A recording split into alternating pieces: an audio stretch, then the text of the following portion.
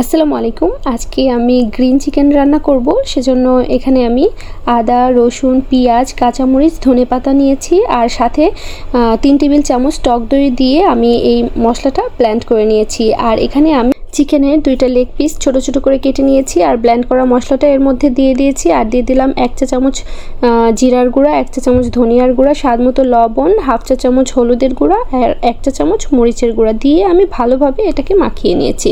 এটাকে আমি আধা ঘন্টার মতো রেখে দেব। আধা ঘন্টা পর আমি এটাকে রান্না করে নেব। সেজন্য একটা কড়াইতে তেল দিয়ে দিলাম। আপনারা চাইলে এখানে বাটারও ব্যবহার করতে পারেন। তেলটা গরম হয়ে আসলে আমি ম্যারিনেট করা চিকেনটা এর মধ্যে দিয়ে দিয়েছি।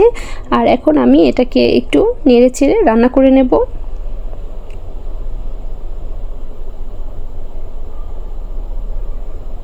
এখন ঢাকনা দিয়ে ঢেকে আমি এটাকে কিছুক্ষণের জন্য রান্না করে নেব। যেহেতু চিকেন, এটা সেদ্ধ হতে বেশি সময় লাগে না, খুব তাড়াতাড়ি এই রান্নাটা হয়ে যায়।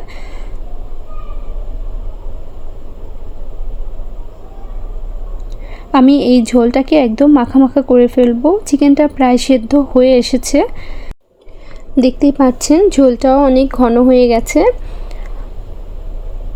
তো এ পর্যায়ে আমি এর মধ্যে দিয়ে দিলাম 1 টেবিল চামচ লেবুর রস। এটাতে আলাদা একটা ফ্লেভার আসবে, সেজন্য আমি লেবুর রসটা দিয়েছি। তো দেখতেই পাচ্ছেন আমার ঝোলটা একদম মাখা মাখা হয়ে গেছে।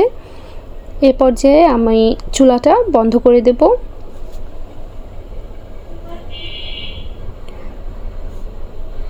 তো হয়ে গেল আমার গ্রিন চিকেন রান্না।